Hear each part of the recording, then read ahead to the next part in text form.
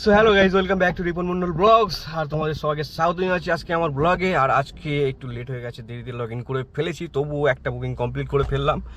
এখন আমার টান থাকবে বারাসাতের দিকে, সিএনজি কম আছে তো একটা সিএনজি ভরতে হবে। তো আমাকে বারাসাতের দিকে একটা বুকিং মানে এয়ারপোর্টের দিকে পেলেও হবে। 3 লাখ সিএনজি আছে দেখতে পাচ্ছ। তো একটা ফটাফট আমার ওই দিকের একটা বুকিং দিয়ে দাও, আমি কেটে পড়ি, ঠিক আছে? এরকম একটা চিন্তা ভাবনা মাথায় আছে। আর এখন আমার খালি গাড়ি নিয়ে যেতে চাই না, একটু অপেক্ষা করি, দেখি পাই কিনা। ঠিক আছে আল্লাহ, একটা বুকিং দিয়ে দাও, তাড়াতাড়ি একটা বুকিং দিয়ে দাও, সিএনজিটা ভরে নিই, দিয়ে বারাসাত থেকে একটা পেয়ে যায় সোনায় সোহাগা। ঠিক আছে, কালকে পেয়ে গেছিলাম 390 টাকার বুকিং পেয়ে গেছিলাম বারাসাত থেকে নিয়ে, মানে যেখানে সিএনজি ভরেছি ওখান থেকেই নিয়ে তোমার কি বলে চেনার পার্ক মোড়ে। তো ওরকম একটা বুকিং হলেও যথেষ্ট।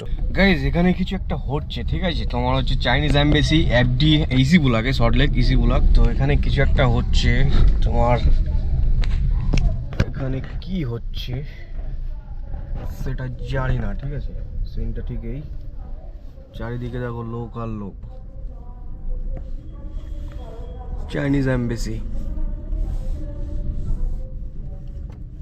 এটা সম্ভবত অরুণাচল প্রদেশের লোক সব, ঠিক আছে?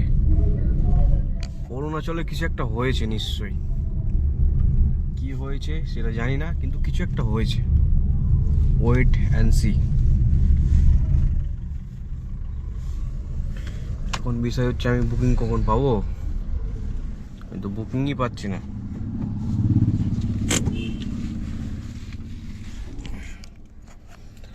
তো এটা এদের তোমার হচ্ছে কাগজটা দেখাচ্ছে তোমাদের, এই কাগজ দিয়েছিল স্লিপ। তো তো গাইজ ওরা আমাকে একটা কিছু একটা দিয়েছিল, ঠিক আছে? একটা স্লিপ, তো ওখানে কিছু লেখা ছিল।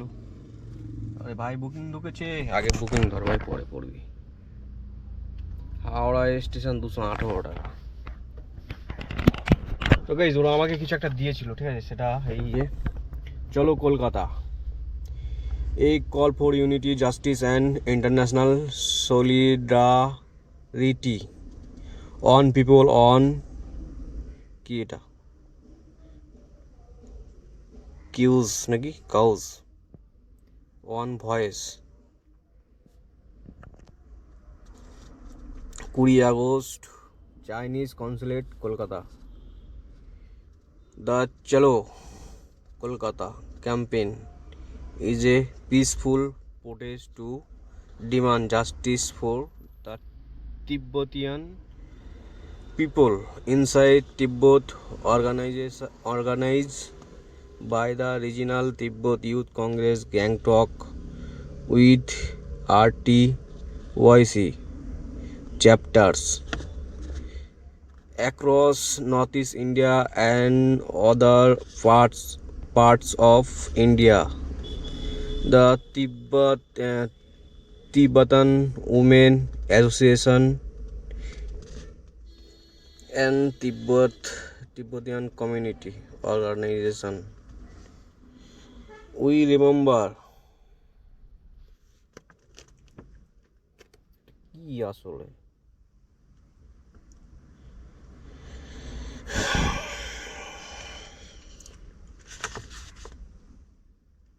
হয়তো তিব্বতের সংস্কৃতিকে রক্ষা করতে বলছে বা এরকম কিছু, ঠিক আছে? আচ্ছা, এখানে স্পষ্ট দেওয়া আছে, ঠিক আছে? রিজেক্ট এথনিক ল, মানে ওখানে ধর্ম প্রচার করতে দেয় না। তারপরে কালচার এই সেই এইগুলো নিয়েই প্রোটেস্ট হচ্ছে, ঠিক আছে? তো আমি ভাবলাম হয়তো অরুণাচল প্রদেশের, কিন্তু এটা তোমার হচ্ছে গ্যাংটক।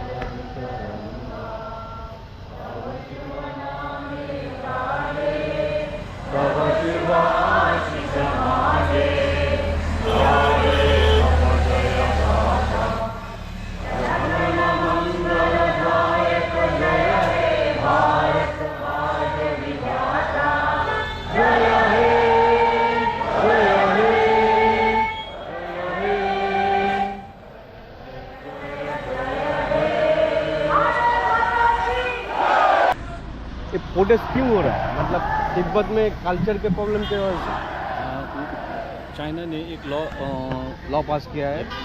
एथनिक लॉ, उसमें से चाइना का जो पॉलिसी है ना, हाँ वो एक्सपेंशनिज्म है ना, हाँ एक्सपेंशनिज्म है। कोई इंडिया का जगह में भी वो अपना जगह है बोलता है ना। हाँ उसका एशिया में पावर है ना, वर्ल्ड में पावर होने के लिए एशिया में पावर होना चाहिए ना। हाँ तो वो नेबरिंग कंट्रीज जैसे हो गया, इंडिया का कुछ हिस्सा अपना है बोलता है ना। हाँ। और ताइवान हो गया, जैसे है ना, मंगोलिया साइड हो गया, और तिब्बत भी उसका अपना नहीं था ना। नहीं हाँ, इसलिए हम लोग यहाँ में प्रोटेस्ट कर रहे हैं ना।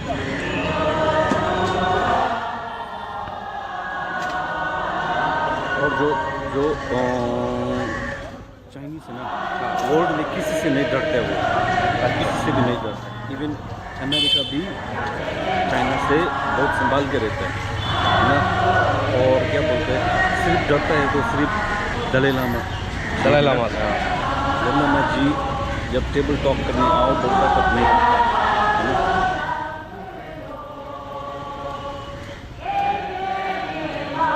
ये क्या तिब्बतियन नेशनल सॉन्ग हो रहा है ये? ये हमारा अपराइजिंग सॉन्ग है। अच्छा।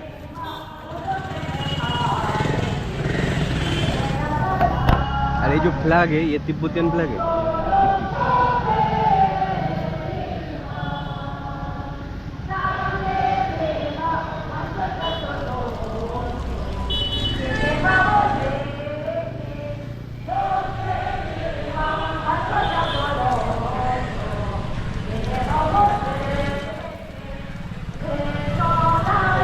वर्ल्ड में जो सबसे तगड़ा वाला जो वॉल्यूम में बिजनेस करते हैं ना, हाँ। वो चाइना और अमेरिका करते हैं ना business।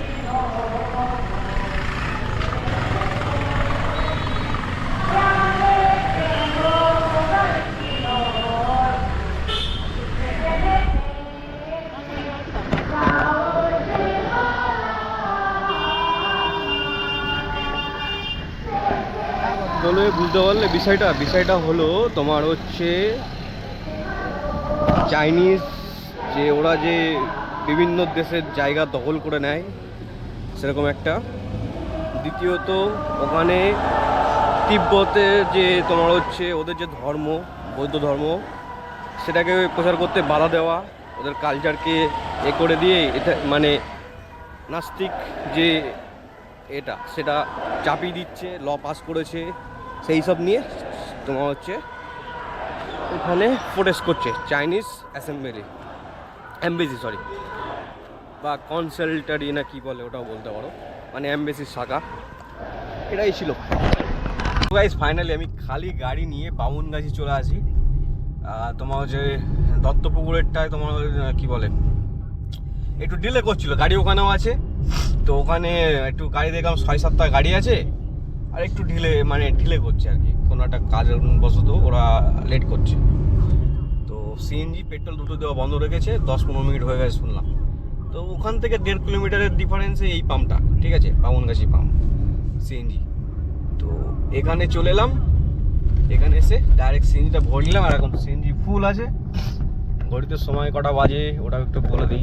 এখানে সব গাড়িগুলো দাঁড় করে দিয়েছে, 3:15 আমি কতগুলো বুকিং মিস করে দিলাম এই সিএনজি না থাকার কারণে, কতগুলো বুকিং। ঠিক আছে, এইদিকে দাঁড়াতে হবে এবারে, এদিক থেকে একটা বুকিং নিয়ে একটা বুকিং পেলাম, ফরচুন মানে কিছু একটা অ্যাপার্টমেন্টের নাম, ঠিক আছে বলে গেছি। তো লোকেশনটা এখান থেকে প্যাসেঞ্জার নিয়ে ডাইরেক্ট যেতে হবে কাকুরগাছি। টাকাটা কম পেলাম, 440 টাকা সামথিং, ঠিক আছে। আগের দিন তো এয়ারপোর্টেই গেছিলাম মনে হয়, মানে চেনার পার্ক মোড়ে গেছিলাম 400 টাকায়, তো কম পেলাম।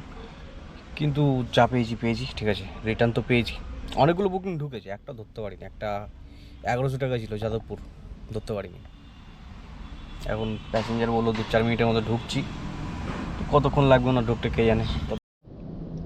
তো গাইজ আমি এই মুহূর্তে আছি এয়ারপোর্টের মধ্যে, একটা বুকিং নিয়ে আমি এয়ারপোর্টে চলে এসেছিলাম, ঠিক আছে। ওই যে বারাসাত থেকে বুকিং নিয়ে আসি, ওটা নিয়ে কাকুরগাছিতে নামাই, দিয়ে সল্টলেক স্টেডিয়াম থেকে একটা বুকিং পেয়ে যায়। সল্টলেক স্টেডিয়ামের মধ্যে গেস্ট হাউস আছে, ঠিক আছে। তো ওখান থেকে একটা বুকিং পেয়ে যায় স্টেডিয়াম থেকে, তো এয়ারপোর্টে, ঠিক আছে। অনলাইন পেমেন্ট ছিল, যাই হোক। ওখান থেকে ওই প্যাসেঞ্জারটাকে নিয়ে এসে আমি ভাবলাম এয়ারপোর্টের মধ্যে এখন সন্ধ্যের টাইম, ভক্কম বুকিং হবে, আমি ঢুকে যাই, ঠিক আছে। দিয়ে এয়ারপোর্টের মধ্যে এসে আমি ফেসে গেছি। এয়ারপোর্টের মধ্যে এসে আমি ভক্ষমভাবে ফেসে গেছি, ঠিক আছে? কোনো বুকিং টুকিং নেই, কিছু বাজছে না, উবের তো একদমই বাজছে না। আমি ঢুকেছি তোমার এখানে দেখো 8:12, ঠিক আছে? 20:12 লেখা আছে, 8:12। আর এখন ঘড়িতে সময় হয়ে গেছে তোমার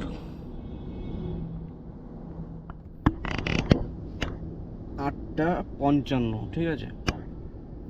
মানে প্রায় 40 মিনিটের উপরে আমি এখানে বসে আছি এয়ারপোর্টের মধ্যে, পার্কিংয়ে গরমে এগোচ্ছি। একবার উবের বেজেছে আর একবার র্যাপিডো, ব্যাস স্টপ। কিন্তু আমার সামনে গাড়িগুলো না প করে চলে যাচ্ছে, প করে চলে যাচ্ছে, ঠিক আছে? তো আমি খালি ভাবছি এরা বুকিং কীভাবে পাচ্ছে আর আমার কেন বাজছে না। পার্কিংয়ের মধ্যেও প্রচুর গাড়ি আছে, ঠিক আছে? তো প করে ঢুকছে সব গাড়িগুলো। তো আমি এয়ারপোর্ট থেকে একটা বুকিং নিয়ে, ঠিক আছে, ছোটোখাটো একটা বুকিং নিয়ে চলে আসি ওয়েস্টিনে। তো ওয়েস্টিনে এসে আমি দাঁড়িয়েই আছি, আধা ঘন্টার উপরে হয়ে গেছে ওয়েস্টিনে দাঁড়িয়ে আছে। আমার বা সাইডে আছে ওয়েস্টিন, এই যে দেখা যাচ্ছে কিনা জানি না, ঠিক আছে? এই সাইডটায় যে আলো জ্বলছে এগুলো হচ্ছে ওয়েস্টিনের আলো, ঠিক আছে? তো প্যাসেঞ্জারটাকে নামালাম, নামিয়ে আর কোনো বুকিং পাচ্ছি না। তো দাঁড়িয়ে আছি, ঠিক আছে? আধা ঘন্টা হয়ে গেল অলরেডি দাঁড়িয়ে আছি। ঘড়িতে সময় হয়ে গেছে কম বেশি কটা বাজে কে জানে, 10:17 ঘড়িতে সময়। তো এখান থেকে এবার মুভ করতে হবে, মুভ করে সামনে বিশ্ব বাংলার ওখানে ভাবছি গিয়ে দাঁড়াই আধা ঘন্টা, না হলে 11:15 বাজবে। ডাইরেক্ট সোজা গ্যারেজ করে দাও গাড়ি দিয়ে বাড়ি চলো।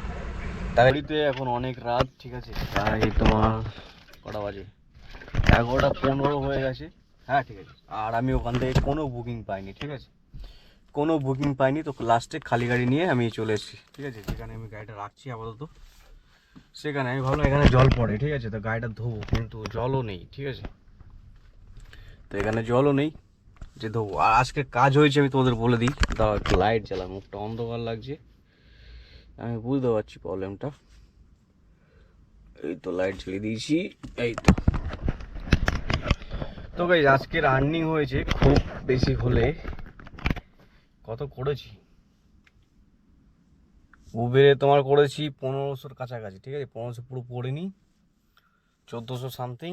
আর র্যাপিডোতে করেছিলাম একটা 375 টাকা, তাহলে 375 আর ওদিকে 1400 সামথিং, 1800 সামথিং কাজ হয়েছে। মানে 1800 থেকে 1850-র মিডল, 1850 টাকা কাজ হয়েছে, ঠিক আছে? প্রায় 1 ঘন্টা আমি খালি গাড়ি নিয়ে বসে আছি। ওই যে এয়ারপোর্ট থেকে প্যাসেঞ্জারটা নিয়ে এলাম, দিয়ে তারপরে ওখান থেকে পুরো খালি গাড়ি নিয়ে এসেছি। দিচ্ছে দু একটা, ওখান থেকেও দেয়নি। যখনই আমি সল্টলেক সেক্টর 5-এ ঢুকেছি তখনই দুটো বুকিং দিয়েছে লং, হাওড়া ময়দান 275 টাকা, ঠিক আছে? উল্টোডাঙ্গা স্টেশন 150 টাকা সেক্টর 5 থেকে। তো দিনের বেলা কাজ করতে হবে, বেকার সিএনজি পুড়িয়ে লাভ নেই।